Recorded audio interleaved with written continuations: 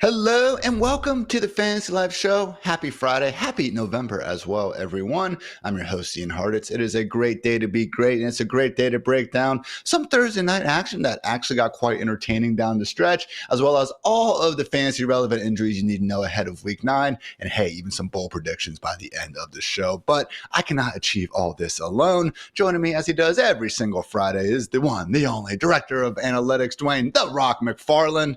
And Dwain, man, last night, you could call it a miserable first half of football, but it was kind of like that meme where the horse drawing is, really clear and concise, and then it slowly fades, but just in reverse, because things got pretty good at the end. Yeah, the second half was really good. My son Landry came in. He had been out door dashing, and my other son Camden and we convinced him to sit down and watch the second half of the game with us rather than going up to his room to play Call of Duty with his buddies. And Landry has the horseshoe, man. He is so lucky. He's the kid that no matter what, when him and Camden would play Clue, Ian, whenever they were young, or not Clue, they would play Risk whenever they were young. Like Camden would be strategic and he would build up his forces in all the right way. And then Landry would just have like 3 armies, but he would roll the dice like perfectly, and like it would knock out like all of Camden's armies, and he would be so frustrated. So Landry comes in and the game goes nuts, and we get all the touchdowns. We get the Garrett Wilson show. So yeah, I'm gonna attribute it to Landry. Anything he's around, we tend to get overs. We tend to get 3-pointers. Ian, whenever you should have a 2-pointer, all that kind of stuff seems to happen. So yeah, I'm gonna have to make him watch more games with me. I was about to say, I think we need to have another co-manager on all of our fantasy squads at this point, Dwain. But yes, guys, the Jets end up taking down the Texans 21-13, covering as 2.5-point faves. The under did cash at 43, in part because Malachi Corley does not want good things. Was the latest sheesher to go ahead and pull that, I guess we're calling it the Deshaun Jackson fumble right before crossing the goal line, and naturally social media blew up on him, and deservedly so. Just hold on to the football, man. But again, Dwain, rough first half for Aaron Rodgers and company. We were having some career worst numbers. People were throwing the W word around with them. That said, by the end of the game, 211 yards and 3 touchdowns. Let's face it, though, a lot of that was thanks to Garrett Wilson pulling down, my God, man, I would say the catch of the year, maybe even the catch of this decade. Are we still going back to, 2014? No, we're out of it. Best catch of the last 10 years, potentially. Garrett Wilson, Dwain. Incredible. Yeah, really a great catch. And I mean, Garrett Wilson, he's one of these guys, Ian, that it's why the underlying data we talk about is so important. And if you're playing the long game with these guys, you really want to pay attention to this sort of stuff. And that's why we give you the utilization score. But if you looked at him over the first 4 games, Ian, he was the wide receiver 29, 30, wide receiver 28, wide receiver 46. But all the underlying data points that we care about were there. He still had a 7.0 utilization score despite not scoring any fantasy points, which matters a lot. And then you look at him over these last several games since then, Ian, he's been the wide receiver 5, wide receiver 2, wide receiver 20, wide receiver 21. Obviously, for now, wide receiver 1 on this week. And there's a chance that stands. He scored 30 fantasy points last night because he's such a good target earner. He's good with the ball in his hands. He's really got that rapport starting to build up now with Aaron Rodgers. People were forgetting that, look, the guy played 1 snap last year with Aaron Rodgers. So, I mean, there just wasn't any chemistry. They had to work through some of those things. Now we have it. And this is why we care so much about the underlying data that typically tells us who the good wide receivers are. And it's so great to see it finally happening for Garrett Wilson. And the most interesting part, maybe, Ian, is the fact that now that we have, Davante Adams in the picture, like it hasn't really matter, right? I mean, we're still doing fine. You get this 30-point outburst, and I think both guys are definitely in play last night. Also, Davante Adams' biggest game with Mr. Aaron Rodgers.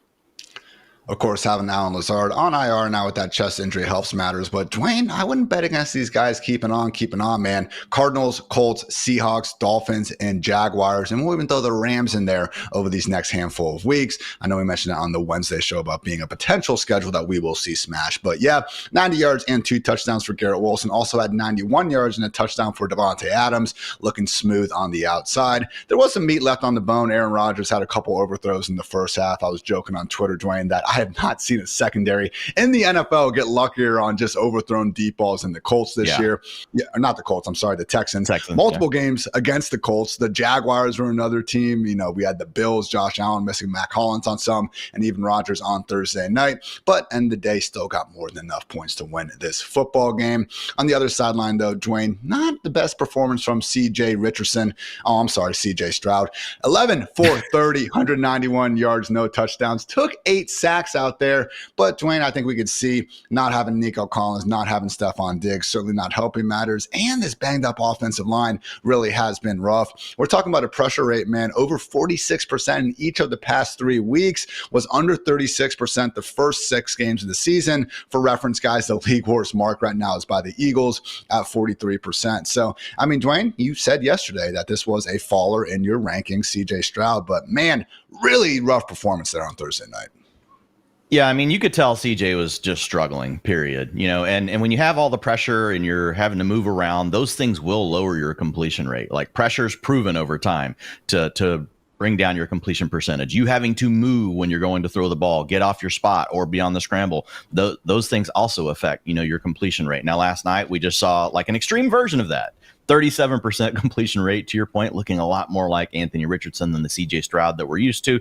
We're not worried about it. Even though he had that number, he's at a 64% for the year. CJ Stroud's going to be fine. He had a really bad game, but he was still good enough, Ian, to get the ball to Mr. Tank Dell. And before we jump into Dell, like, is there an offensive line that's worse against the pass but better as a run blocking unit? They were opening massive holes for every running back that was in the backfield, yet they could not give CJ Stroud 2 seconds back there. I was like, man, this is really a wild contrast between what they look like run blocking versus pass blocking. It is wild, man. Like, Mixon's been awesome this year on his own as well. The jump cuts, you know, running hard after contact and everything. But yeah, it was one big hole after another on his way to getting 106 yards and a touchdown. Almost threw a touchdown pass to a CJ Stroud. Interesting call by Bobby Slowick on that one. But you did mention the biggest performer, Dwain. Tank Dell, season high 126 yards. I mean, he had a season high by halftime out there. Also 9 targets in his first game with both Diggs and Nico Collins sideline. So that's all great, Dwain. But I'll just say, from the eye test, I mean, you watched the game too. I felt like we were finally watching rookie year Tank Dell for the first time this season because, man, he looked explosive out there.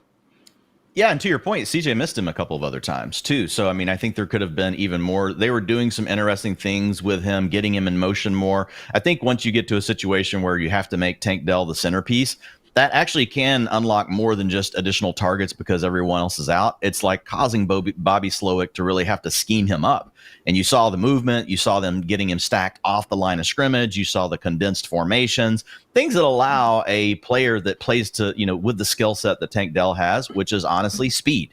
That's how Tank Dell wins. Yes, he can run routes as well, but his speed is his main attribute. Like, he's not going to go out and, you know, just kill press coverage every play whenever he's 165 pounds. So this really forced them into thinking about how do we get Tank Dell into the right spots at the right time so that he can make these big plays. And that really opened up his game. So it was very positive to see. And, you know, hopefully we get Nico Collins back next week, Ian. And I don't think that will necessarily be a bad thing. Hopefully they'll keep some of these things, though, and they'll make Dell the guy they move around. Nico, they typically just keep out there stationary. Nico's Nico. He can ball out against anybody. He can win from that position. You don't got to move him around. So I think this also potentially unlocks rest of the season value for Tank Dell, because I think it just serves as a reminder. A lot of the things they were doing with him last year that they haven't done quite as much this year, they were doing last night. Ian, 31% target share, by far the best on the season.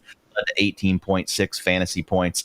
67% of his targets were catchable, which was pretty good considering that, you know, CJ Stroud only had a 37 completion rate. So he was mostly off with the other receivers. He and Tank Dell did seem to still have some chemistry. Dell team high 85% route rate, when Xavier Hutchinson at 70% and John Mechie 67%, rounding out 3 wide receivers.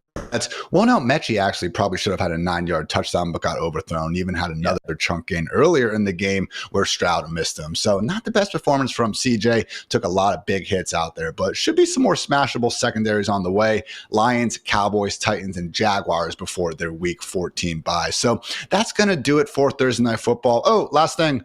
Dalton Schultz, 21 scoreless yards in a game with no other competition. He did have that one nice catch where he broke like 3 tackles, Dwain. I will give him that compliment. But, man, get that foot right after down. you had said he never had a yard of yak. No, I yeah. think right after you tweeted he had never had a yard of yak, he did that. Yeah. But that's all he Shout did. out Zach Yeah, Ertz. continues to disappoint, man. Yeah, 5.1 fantasy points. He's ranked number 1 on the week at tight end, Ian, through one game. Not great, Dwayne. Not great. Well, I guess it is great for the time being. I don't think that one's going to stick quite as well as Garrett Wilson, but we shall see. All right, guys, fun Thursday night recap there. We got tons of injuries to get to, though, right after a quick word to our friends over at New Era.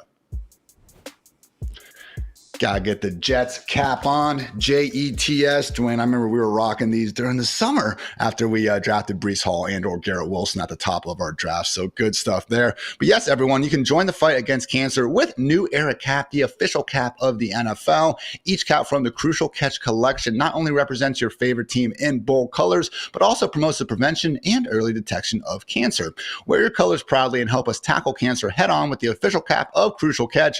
Charitable contributions are awarded by the NFL Foundation to the American Cancer Society. Injury season, Dwayne and Lordy, there are plenty of them. Going to go position by position, touching on the biggest ones, but then also filling you guys out with everything you need to know ahead of Sunday. So let's start things off with some quarterbacks actually getting healthier, Dwayne, specifically Saints QB Derek Carr. Obviously missed the last 2 games with that oblique injury. However, he has been limited this week and is tentatively expected to return against the Panthers. So sadly, no Rashid Shaheed for his return, or Bub Means, who has a high ankle sprain he's dealing with. But even if we aren't all that hyped, I guess, about Carr specifically, Dwayne, getting him back, really good for just that whole team in general, having less turnovers, but specifically, man, Chris Olave, wide receiver 1 season. Yeah, it's really big for Olave. When you look at Derek Carr, for the year, again, not having Rashid Shaheed is going to hurt, but he has a yards per attempt of 7.7. Like Spencer Rattler, YPA 5.7, Jake Hayner 6.1. So as much as we like to, really kind of beat up on Carr a little bit. We beat up on Carr a little bit. He's been much better. I'm blocked on Twitter by him. Had. Yeah, you are blocked on Twitter by Mr. Derek Carr. I don't even know how you did that. Yeah, but with Carr, it's a better offense, right? And it gives them a chance to be a more efficient offense. The offensive line getting back to being a little bit more healthy is also another thing I think we can look forward to, Ian. And obviously you get to face off against the Carolina Panthers, who Bo Nix just absolutely thrashed last weekend. Yeah. So I think all those things are really stacking up positively, for the Saints this weekend. And then, we know Kamara is going to be the centerpiece, but you mentioned Chris Olave. Now without Rashid Shaheed, we saw that first game back in action last weekend without Shaheed. 36% target share for Mr. Olave. Now, target shares on a week-to-week basis, guys, can be pretty fluky. The thing about Chris Olave is we've seen him be a high-end target earner for the course of his career. So I do think there's a chance in this maybe offense that can get back to looking a little closer to what it looked like over the first 2 games. Not going to say it's going to be completely back to that, but I do still think there are things that Kubiak can do that we will like. Number one, though, man, stop running the ball into these 6-man, whenever they get the 6-down lineman with the floating linebacker behind it. Like, come on, get out of that play, throw the ball. And maybe with Derek Carr, they'll do that. They'll option out of that and get to the passing game. So we'll see how that goes. But yes, it is a big upgrade for Olave. I need to move him further up my ranks. I was kind of split because I didn't know for sure what was going to happen with Carr this week. But now sounding like Carr is going to play. I think he's a borderline wide receiver 2 this weekend. I think you could argue he is a wide receiver 2. I mean, it's a very talented. Wide receiver 2 in fantasy. You think he's a wide receiver 1 this weekend? You have him ranked wide receiver 15. Wide receiver 12 is wide receiver 1. Yeah. Okay. Yeah. So I do. Okay, I'm looking at flex ranks. Okay, yeah, I gotta go. Okay, so I am good. I've already covered my bases. Then I was like, as I was saying it, I was thinking, I thought I just updated those ranks, but maybe I didn't save them whenever I put them in. I was about to make you name 24 wide receivers you'd rather play ahead of Chris Olave. I was like, come on, man, we barely need. I probably would have really struggled. Yeah. If so you guys want to know how much Dwayne likes to, go ahead. Sorry. Yeah. No. Go. You have him ranked ahead of Cedric Tillman, Dwayne. I think that says enough. Yeah, that does say a lot. I think am I the lowest though on him out of our rankers? Yeah, I am the lowest. Coward, it's me and Charch. Waz is at 9, you're at 12, Friedman's at 10. So you guys are even more bullish on Olave.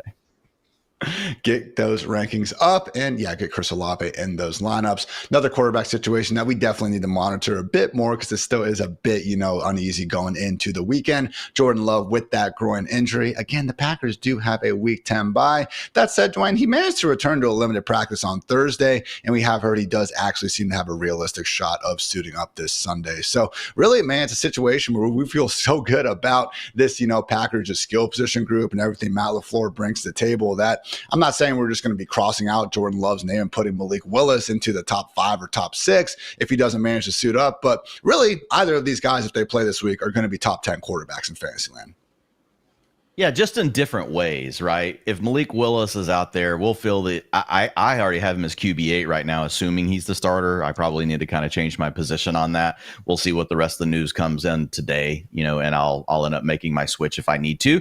But it's the big difference for the receivers. Now, while Malik Willis has been better and he has been able to complete more passes and he's definitely looked like a different quarterback, in the Green Bay Packers scheme versus what we saw in Tennessee, but they still like to run the ball a lot more, and a lot of the dropbacks will turn into scrambles with, with Malik Willis under center. So that's a downgrade for Jayden Reed. That's a downgrade for Romeo Doubs. That's a downgrade for any of the wide receivers or tight ends that you want to play for the Packers. I think it definitely hurts them. If Love's out there, they all carry a much higher ceiling. So Jayden Reed, when you've got Jordan Love in the lineup, can give you a wide receiver 1 performance at any time. I would put him in the wide receiver 2 ranks because he doesn't get to not run as many routes as we want. Romeo Doubs is a wide receiver 3 whenever you've got, Jordan Love. Whenever you put Malik Willis in, it changes. Reed drops to wide receiver 3, and then Romeo Doubs drops to wide receiver 4. So there's just this ripple effect that happens to the offense. Not saying they can't still come through, but the passing volume is going to be lower, Ian. Going to be certainly tougher to get by. That said, this matchup against the Lions defense that did look like they were coming on has weakened a little bit, though. Yeah, man, you lose Aiden Hutchinson, hasn't helped the pass or run game. Accordingly, saw the Vikings go out there and have 383 yards, scored 29 points. And even the Tennessee Mason Rudolph-led Titans, Dwain, over 400 yards of total offense last week. So again, we'll see what happens with Jordan Love, but him and or Malik Willis looking pretty good if you do need, again, that quarterback spot filled. Let's talk about the Patriots, Dwain. Quarterback Drake Maye thought he'd be on the verge of missing a week. However, he has started off the week with back-to-back limited practices ahead of his matchup against the Titans. So, man, we were hoping to see Drake Maye come in this year and be that, more fantasy-friendly rushing quarterback, even if the real-life stuff was taking a bit more to get going. And honestly, man, just based on the small sample we've seen, he's been even that and more, man. Very impressive first couple games for Drake Maye. Hopefully he can be out there Sunday. Yeah, Drake May's been great. Unfortunately for him, even if he's healthy, he faces a pretty tough matchup this weekend against the Titans. They have been one of the better secondaries. Hat tip to their organization. I know they're losing right now. They had a really bad secondary last year. The best upgrade that we saw over the offseason, a much better pass defense. So they're doing a good job. So even if Drake Maye plays, Ian, I struggle to find a way to really push him up the ranks. I've got him down in that range with, Gardner Minshew, Will Levis. I'd start him over those guys. It's fine. You're playing him over them. But then once you get to Trevor Lawrence, Justin Herbert, Aaron Rodgers already played, Derek Carr, I'm probably starting all those guys, over Drake Maye in a tough matchup against the Tennessee Titans. Skank leagues, though, Dwain, that's where we can get a little bit more excited about our guy, yes, Drake Maye. In a Skank league. So. Again, and a super great. Flex Skank league. Yes, exactly. Now we're talking. The rushing's been great, but guys, even that deep ball, despite not really having, the world's best wide receivers out there, has been awfully pretty. Only Trevor Lawrence and Dak Prescott have a higher PFF grade than Maye this season on passes thrown at least 20 yards downfield. Only Russell Wilson has a higher passer rating. So good things are happening when Drake Maye is doing Drake Maye things. Last quarterback situation, Dwain, one I didn't think was going to be an issue, but here we are, and Lamar Jackson has not practiced in back-to-back days to start the week. It's back in knee issues on the injury report. Now, we did have Harbaugh tell us on Wednesday it was just a rest day, but again, when we had that extra Thursday off, is it time to be concerned, Dwain? Well, I mean, we've definitely got to keep an eye on it. My guess is he's playing, and if he does, I think the question is there isn't a question. You're just playing him. There's nothing there's no possible way that you would ever bench Lamar Jackson. Now, if he didn't play, obviously, you've got to figure out, who you're going to go pick up and who you're going to start on your fantasy team. We've got a lot of that covered in the rankings, risers and fallers. You can also listen to yesterday's show. We walked through a lot of those options with myself, you, and Matthew Friedman. but it would be a ripple effect on all of the pass catchers here. Zay Flowers already gets a downgrade, this weekend because we've got a tough matchup against the Broncos. Probably going to see a lot of Patrick Surtain the second. And then you're going to have Mark Andrews not getting to run enough routes. You got Deontay Johnson, coming over in the trade. You're probably going to be quite a bit lower, not probably, will be quite a bit lower on all those guys. Zay Flowers, I would say, for sure drops to like low end wide receiver 3 territory if you don't have Lamar Jackson under center in this really tough matchup. You could argue maybe wide receiver 4, but he's too talented like to push him that far. You're probably still keeping him in your top 36. But the rest of the Ravens, like, you probably don't want them anywhere near your lineup unless their name is Derrick Henry. Backup QB is Josh Johnson, who again is capable of throwing a catchable ball and everything like that. Yeah. But Dwain, get this. He's not Lamar Jackson. I'm going to go out on a limb and say that one. So certainly would be downgrades all the way around. To your point, though, Derrick Henry will remain in lineups of all shapes and sizes, obviously. And guys, had this in my 32 facts on 32 teams article that is live on FantasyLife.com if you want. But guys, I know Derrick Henry has been pretty great this year, but might just even be the beginning, because overall for his career, Dwain, 4.2 yards per carry in September, 4.8 in October, 4.9 in November, 5.1 in December, 5.9 in January. So, man, once that weather starts getting cold, lo and behold, Derrick Henry becomes that much tougher to tackle. So, only other quarterback notes, we did have Jared Goff missing his first practice of the week with that ankle injury. However, he returned to a full practice on Thursday and is fully expected to be fine ahead of Sunday's clash against the Packers. Also, in limited practice, we do have Commanders QB Jaden Daniels with the rib issues, but remember, wasn't even practicing this time last week, so fully expecting him to be good to go. Lesser, just feeling good about Will Levis, who is still coming back from that right shoulder injury. Once he gets healthy, though, I would expect him to regain that starting job ahead of Mason Rudolph for whatever that might be worth in your life. So that was the quarterback injury updates, guys. Before we get to running back, a quick word to our friends over at Knockaround. Get my New York Jets shades on in honor of the dub. Got the cool little green and white going. Not overwhelming, but they are Jets, Jets. And you can check these out and so much more with their NFL collection over at knockaround.com. Polarized lenses, guys, for less than $50. They're high quality, and they also include that ever important UV 400 protection for your eyes. Not just these NFL editions, though, Dwain. I see you rocking some, more regular shades. Also affordably priced, also pretty cool, and also high quality. We talked about Chris Allen earlier this week and his wife snatching his shades, so maybe you guys need to buy a couple pairs just to go ahead and account for a variable like that. But seriously, guys, check out the officially licensed NFL collection and so much more. Huge catalog, and I truly do believe they have a pair of solid sunglasses for just about everybody. So when you do go ahead and head to knockaround.com, make sure you do use code LIFE for free shipping on your order. Knockaround, go check it out. Love me some knockarounds, Dwain. Just got to try to figure out what pair I'm going to wear out golfing today. I don't know if I can be the front runner with the Jets. Maybe I'll go ahead and throw the Jags or Raiders pairs on just to show people that, I got some adversity in my life, but I'm ready to come through it. Speaking of adversity, the Jacksonville Jaguars backfield maybe getting healthier. Travis Etienne obviously been dealing with that hamstring injury. He has been limited. However, that was the case last week. Feeling better, though, because Doug Peterson was optimistic earlier in the week that he could suit up. Might need him to, Dwain, because Tank Bigsby also a bit banged up with a newfound ankle issue. He's been limited in practice as well. I don't think there's any reason to believe he's not going to play, but Jacksonville is one of these teams, Dwain, where it seems like everyone is limited more practices than not. So really important here to see if they can get that full session in on Friday, and then obviously what that final designation is going to be. Yeah, for sure. If Bigsby is up and going, Travis Etienne's a low-end running back 3. I know that's not what people want to hear, but right now, based on the data we have, it looks like Tank Bigsby is the lead back as far as getting the rushing attempts. And Travis Etienne's going to be the guy that gets out there on passing downs. He's going to get some of the carries, but I'm thinking probably more like 55, 35, and then a dash of Dearness Johnson, and then seeing Travis Etienne out there on a lot of the passing down stuff. So that really hurts. It also hurts Tank Bigsby. So Tank Bigsby for this week falls back into that mid-range running back 3 territory. We really had him last week. For the last couple of weeks, we've had him right there at that running back, that low-end running back 2 spot, and talked about him having running back 1 upside and the right game script. I think those things are still true, but we could have a little bit tougher game script this weekend. So not necessarily rushing out to get either one of these players into my lineups. Would prefer to have them on my bench. Dwain, can you guess Travis Etienne's highest single game PPR finish this year? 12 points.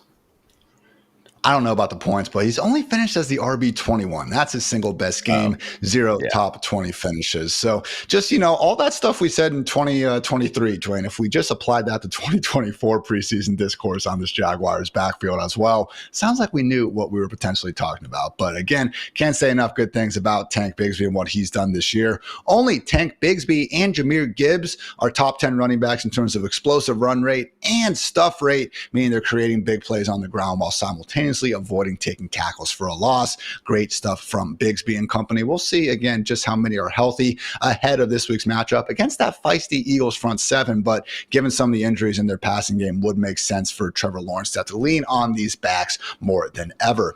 Next running back situation, Dwain. I was pessimistic going into the week. Starting to feel a little better though about Giants RB1 Tyrone Tracy. Again, kicked off Wednesday with a DMP, but got the limited session in on Thursday. Seems to have a realistic chance to suit up this Sunday in a matchup against the Commanders. So we talked about Dan Quinn's defense improving in recent weeks. Giants offensive line, not necessarily a group that we can overly trust. But that said, Dwain, it's not like this offense has been good over the course of the last month. And yet Tyrone Tracy just keeps on putting up great numbers. Yeah, I mean, if Tyrone Tracy is available, he's going to be a high-end running back too. I mean, he's just looked too good. And while, yes, the Commanders' defense has gotten better, it's not a matchup we shy away from, right? It's just turned in from, it used to be the matchup that we targeted, that everyone was like, okay, if anybody's playing against the Commanders, they automatically get an upgrade. We're no longer saying that. And so that major hat tip to Dan Quinn on that, because that in itself is a major accomplishment.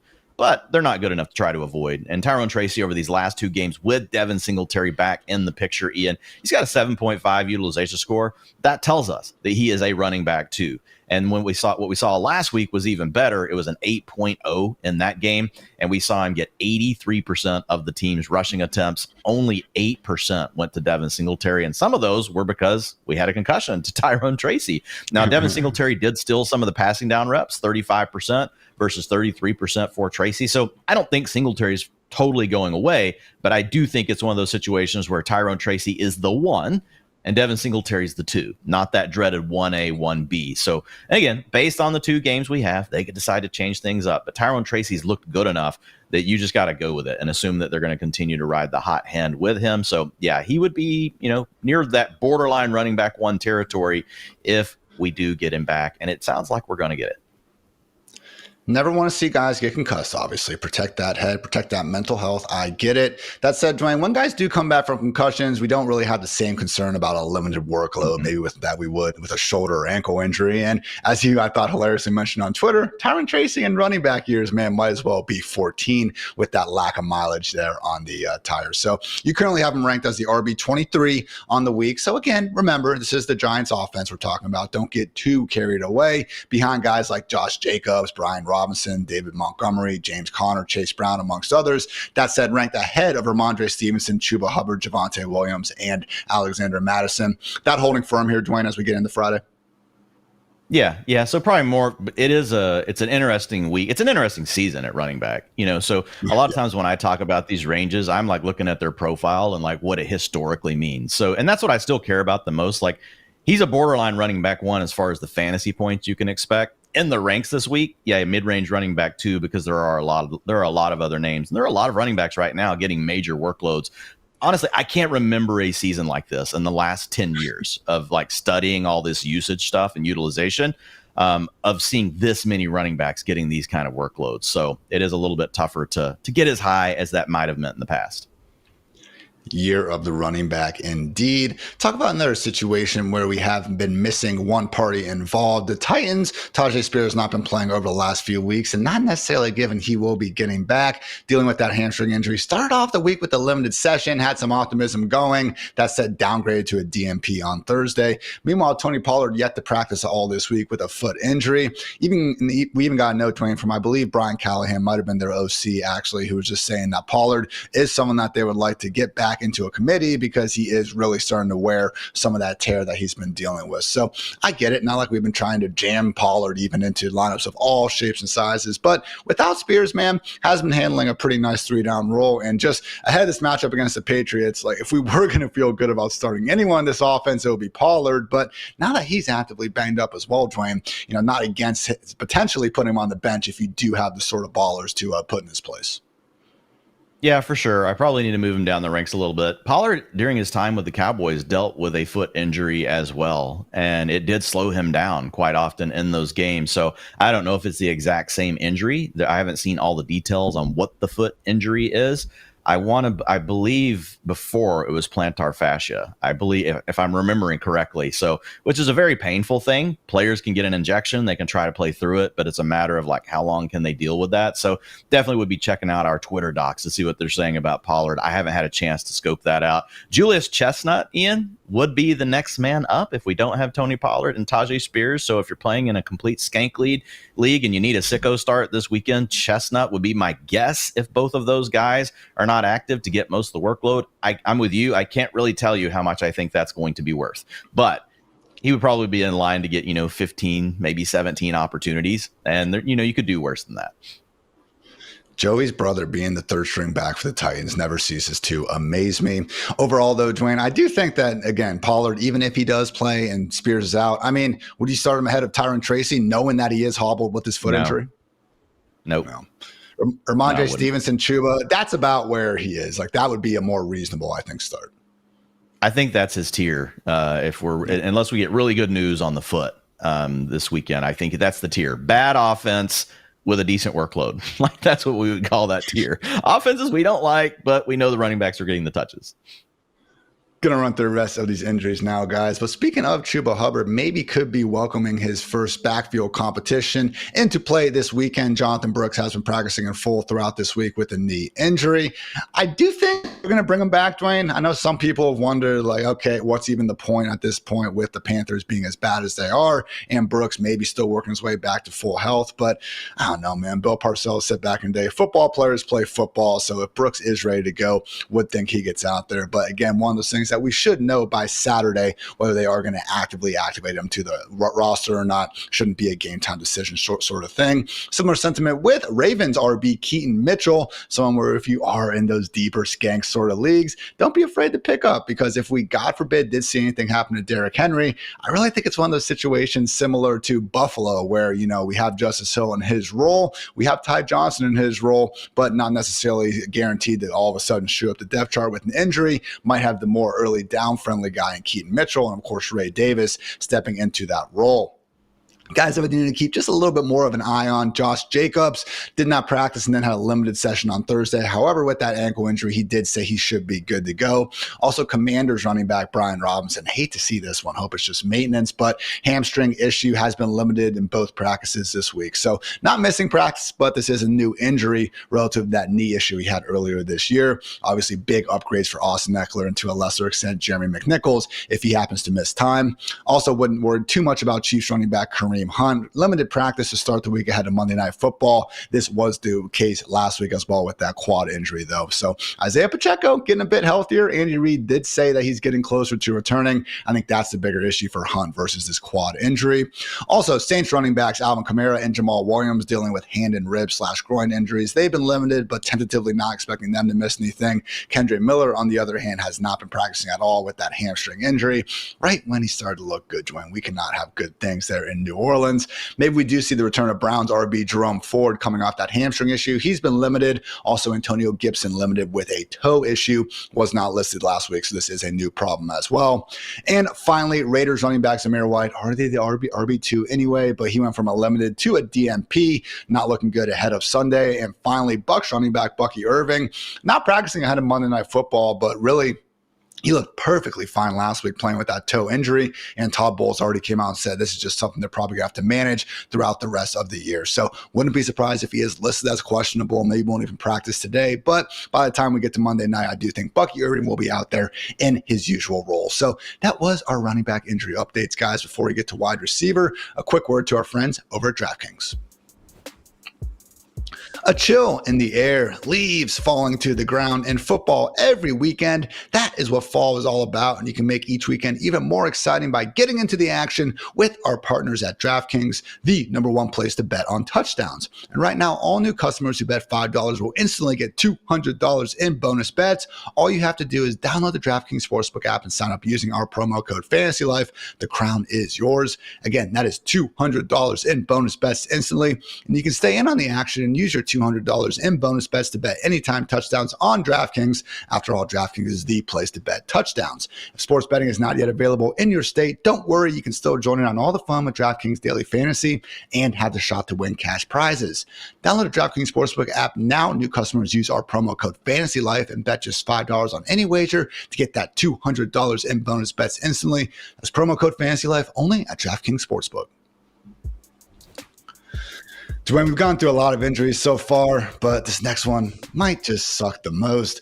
Rams wide receiver Puka Nacua, midweek addition to the injury report with a knee injury, was officially limited in Thursday's practice. So don't freak out. Don't panic, everybody. Adam Schefter and Ian Rappaport both have their sources, and they said the knee injury is not believed to be serious, although his status for week 9 is still to be determined. That said, Dwain, one of these teams in Los Angeles where, let's face it, haven't exactly been able to trust their injury diagnoses so far this year. Yeah, and I could be wrong, but I believe those same sources earlier this year, before the season, were saying that Puka's knee injury was no big deal. But we had other insiders kind of trying to leak that, no, the Rams are pretty concerned. So I don't know. And looking at, Twitter, looking at our trusted injury docs out there, like, they don't know either. And they'll tell you, like, this could be anything from nothing to the season's over. I mean, if it's to the same knee that he already had the injury, if it is a re-injury of the PCL, which typically takes 6 to 8 weeks. I'm no doctor. I'm just reading what the other doctors are telling me, guys. 6 to 8 weeks. And the Rams did bring him back ahead of that. And we have also talked about the Rams notoriously, especially with their wide receivers, bringing them back before they're ready to play. They did it with Puka Cup. With the Puka Cup. Now I got a new one. They did it last year with Cooper Cup. And that's terrible. After the preseason, he ended up getting hurt. They had to shut him down. They did it this year, after the injury to Puka Nacua in the preseason. They ended up having to shut him down. So, man, I don't know what to believe here. The other thing, to your point, and we've talked about it, smoke signals galore when it comes to the Rams and what they're going to do and what these things mean. Jordan Whittington just a couple weeks ago was going to be fine. He's going to be, he was limited, but he's going to play. Didn't play at all. Was only out there for running snaps.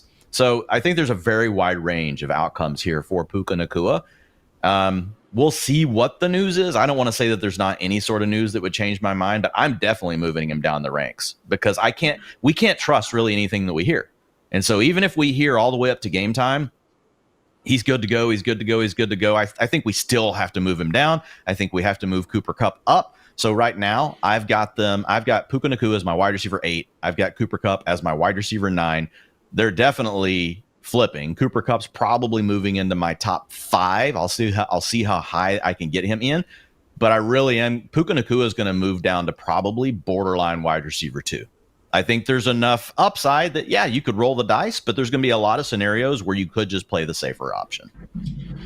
And obviously complicating things, Dwain, is the reality that this Rams Seahawks kickoff is going to be at 4:25 p.m. Eastern. You need Tutu Atwell. Tutu Atwell got cut a ton this week by us.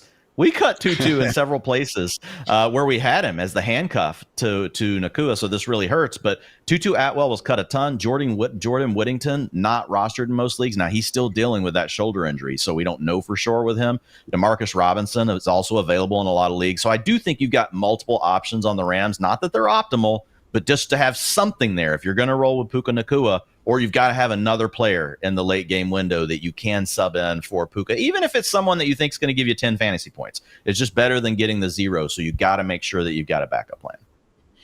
The two other, again, really rather not get to these backup plans. But if you are desperate and need them, Parker Washington for the Jaguars stepping into a full-time role now with Christian Kirk out. He should be available in pretty much every league. Similar sentiment with Alec Pierce ahead of that Sunday night matchup. So hopefully we know more, but yes, we will be updating those ranks reflective to who we would be starting, in the 1 p.m. slate, basically, assuming Puka is going to be something like a game time decision.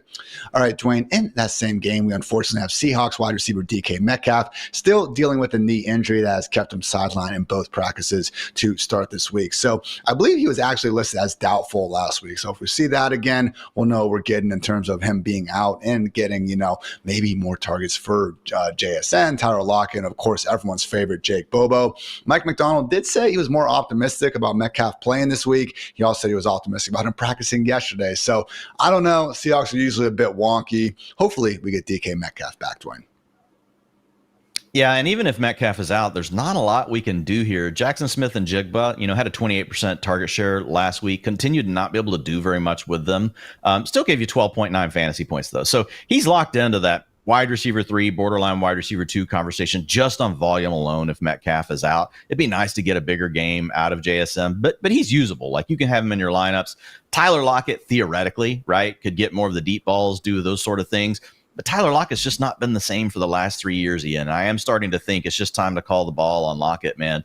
16% target share this season, 16% targets per route run. He's just not the same player. And again, it would be one thing if it was just this season we were seeing this, but we've got the last 2 years of this deterioration. And it happens. It's no knock on Lockett. As you get older, you start to lose a little bit, and that happens quickly for NFL players, and it appears that it has happened to Lockett. So even if we don't have DK Metcalf, I thought people were overly aggressive last week with Lockett. Like, I saw him getting pushed way up ranks. I think he's a wide receiver 4, even if Metcalf is out. And really, this is also saying another thing, Ian. That's that Metcalf is the straw that stirs the drink 100% in Seattle. And that hurts Geno Smith. As the more I've thought about it, Geno probably falls 5 or 6 spots if we don't have Metcalf. I was just about to say, man, because if we're ranking Lockett wide receiver 4, and I'm with you, I'm not exactly shooting JSN up into the top 15. Geno Smith's someone who both of us have top 10 right now. But, man, if we do not get Metcalf, which is starting to look that way, I'd rather start Jameis over him, Dwayne. I would. Yeah, I would start. Yeah, if we get this, I'll be moving him below Jameis Winston for sure. I think you could argue you might start Joe Flacco over him. Joe Flacco, at least we know he has the weapons around him, and they're very similar. So I know that sounds gross, but the more I've thought about this, Geno deserves a big downgrade if we don't have Metcalf. I think we would as well, Dwayne. So last point, guys, cut it with the free JSN stuff. This dude is the 8th most targets among wide receivers. He's within shouting distance of Jamar Chase's air yards, okay? Free JSN. How about JSN? Get a little bit better at football, man. We would all appreciate that. Jaguars JSN wide receiver has been free, room, folks. He's just not running anywhere. Do something with it. He's free. He's just chilling still. All right, Jaguars wide receiver room. Christian Kirk obviously out for the season with the collarbone injury, but as we talked about with these running backs, kind of tough to know with these limited practices exactly what's going on. So Brian Thomas with the chest and Gabe Davis with the shoulder, both limited. Look, we don't care about Gabe Davis, and even if we do have Parker Washington really getting featured, I mean, take away Brian Thomas, Dwayne, we're not going to be putting Parker Washington in our top 36. You can maybe put him top 50, but not freaking out. I guess the question is, if we do have Brian Thomas playing in this, let's see. Oh man, is this a 4 p.m. start as well? Yeah, it is. That complicates things. So Brian Thomas, Dwayne, if he is going to be a game time decision, probably similar to what we just talked about with Puka, where we almost have to put him around that wide receiver 2 borderline, even though we know he has the upside for so much more. 100%. If we hear that he's going to play, he's my wide receiver 16. You've got him at 16 as well. Friedman's being a complete coward. He can't defend himself because he's not on the show. Got him at wide receiver 32. Just kidding, guys. Friedman will move him up if he hears that he's playing for sure. So, yeah, you nailed it. He is a borderline wide receiver 2. Got to make sure you got a backup plan. And in Cincinnati, T. Higgins, will he ever play football again? We don't know. I'm sure even if that was the case, Zach Taylor would still call him day to day. Dealing with this quad injury, hasn't practiced this week. He is facing the Raiders, and this is, let's see, in Cincinnati. What can I find? Yeah, it's in Cincinnati. So this is at least a 1 p.m. kickoff, but honestly, I wouldn't be surprised if he just is ruled out before we even get to that. So it's Jamar Chase and everyone else, Dwayne. We haven't seen enough playing time-wise to trust Jermaine Burton. Yoshivas has not really made the most out of his opportunities. Honestly, the biggest winner from Higgins being sidelined might be Mike Gesicki. Yeah, probably Mike Gesicki, and we've seen that in games where we haven't had Jamar Chase 100%, still acclimating back to the offense, or we've had these games without T. Higgins. Mike Gesicki has been the largest recipient. The other name is Jermaine Burton, as far as just a stash play. If by some chance this T. Higgins thing is related to a trade, Burton is the guy that could ending up getting more snaps along the way. He's been a bit of a bonehead, so we'll see what happens. Hey, Jermaine Burton, Ian, I think you made a good point yesterday in our show before we started. Just get a pillow and sleep in the receiver room. Just make sure you're not late to the meetings. Let's not do anything to self-implode here. He is a guy that we liked from a talent perspective, ahead of the NFL draft. Just had some off-the-field issue stuff. So if you're in a skank league, deep league, Burton is a stash play. Just signed to my 32-team roster this week, Dwain, so I am with you. Going to quickly run through some more wide receiver updates, though, guys. Guys who got a full practice in are expected to be good to go, even if you see that stupid questionable tag on your fantasy app. Josh Downs, Michael Pittman, Calvin Ridley, Jacoby Myers, Jalen Polk, Lab McConkey, Quentin Johnson, and DJ Chark. So Chargers wide receivers are getting healthier. Good time to do so with this offense finally starting to embrace the passing game. Guys who are limited, so maybe keep a little bit more of an eye on them. Tyreek Hill, albeit this was the case last week as well, and we did not see his role change. Amari Cooper was with a wrist injury. Curtis Samuel with a pec issue. Jerry Jeudy got a midweek downgrade. That is never good, so need to keep an eye on that knee injury. Also, Xavier Legette was a midweek addition with a toe issue, and Adam Thielen still not yet up to a full practice. So those situations obviously a bit more concerning than the full practices. Meanwhile, players who have not been practicing and thus are not expecting to play. Mike Evans, who obviously is supposed to be out for a while. Sterling Shepard ahead of Monday Night Football. His absence will be good news for Jalen McMillan and company. Also, Juju Smith-Schuster, Tyler Boyd, and Bub Means not looking good for their respective matchups. So that was a wide receiver. Dwain, got a couple tight end situations we need to be on top of, though. And man, this first one could really suck. Browns tight end David Njoku with an ankle and hand issue was not listed to start the week, but did not practice here on Thursday. So maybe it's rest, maybe it's maintenance, but when we already saw him miss 3 games with this ankle issue, Dwain, don't love seeing it being the reason why he wasn't out there on Thursday. Yeah, I mean, he's a consensus top 5 play this weekend. With Jameis, we love him, but if he's not out there, I think that's just more targets to the wide receivers. Elijah Moore would be the guy I think that would benefit the most from that, just based on like really his route tree, the area of the field he's running. Jerry Jeudy would be second. Tillman's really working more of the down the field stuff. Like, we love Tillman. He's going to get his, and he's our favorite in the offense. But I think the other 2 wide receivers probably benefit if we don't have David Njoku. Again, please be out there. Njoku, you'll be in all of our starting lineups. If so, that is a 1 p.m. kickoff, so we should know, again, before too long if he is going to be good to go or not. If they needed a last-second signing, Dwain, I mean, Jordan Akins, we did see him earlier this year kind of have the full-time role in the absence of Njoku. Wouldn't have the same upside, but that would be the guy you would want, behind David. Okay, also in Minnesota, offense getting healthier ahead of Sunday Night Football. TJ Hockenson has been practicing in full, and we even heard after their Thursday night game last week that he was expecting to make his season debut in week 9. So I feel like they've been pretty diligent here, Dwain, because he was eligible to return, and almost had rumors of it after their bye and ahead of week 7. The fact they have given him another couple extra weeks does make me optimistic he has a bigger full-time role sooner rather than later. Obviously a smash spot here against the Indianapolis Colts. Do you want to wait a week if possible before we get Hockenson back into his familiar spots in the top 12? Because, man, if we see a 90% route rate and he looks good, all of a sudden he'll be knocking on that top 5 door like usual. Again, I will say that these situations are they're hard to project. And so if you like to play Pick-Em, if you like to, bet on sort of things, maybe you like to play over on DraftKings, wherever you like to play, like, we don't really know what's going to happen. We are assuming it's a ramp up. But to your point, they've been really conservative to this point with him. So, I mean, there is a chance he comes out and plays a bigger role than we think. I've got him as tight end 18 this weekend, Ian. So that puts him right around, the guys like Mark Andrews and whatnot. I've got Mark Andrews 1 spot below him. But I think you can make the argument that he could go as high as like tight end 12 or 13 in your rankings. I mean, we got the guys we have in front of him all have questions, right? Hunter Henry. I mean, are we really excited about the Patriots and they're playing against the Titans? We've got Jonnu Smith. We've got a 2-week sample on that we feel okay about. But do we really like Jonnu Smith over TJ Hockenson? You could easily start TJ Hockenson over that. Cole Kmet. Shane Waldron took a week off and actually decided to take the offense back to the future, which was back to, week 1. I mean, are we kidding? Like, we got Gerald Everett back out there taking playing time away from Cole Kmet again. So we got that as an issue. I could see him above all those guys. That could make him a borderline tight end 1. He just shouldn't be on the waiver wire at this point. And what's funny is, like, in Yahoo leagues right now, I think he's still like 65% rostered. So he is available in some leagues. If you're hurting at tight end and you happen to be in one of those leagues, you should definitely get him onto your team.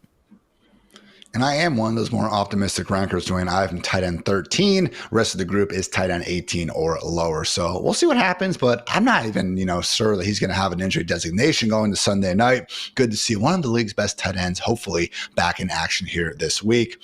Only other tight end notes, Chargers are getting healthier. Hayden Hurst practicing full, probably going to take away that full-time role for Will Dissly if you're into that kind of thing. Also, Juwan Johnson doing good with a full practice on Thursday while playing through that shoulder injury. Not practicing, though, Dallas Goedert still out with that hamstring issue, and Noah Fant trying to hold up my 10th place best ball squads, unfortunately downgraded from a limited session on Wednesday to a DNP on Thursday as he deals with that groin injury. So you DFS sickos out there, maybe keep an eye on AJ Barner over there in those streets. So only other notes just around the league, the Ravens are getting a bit healthier in the secondary, and Marlon Humphrey has been practicing.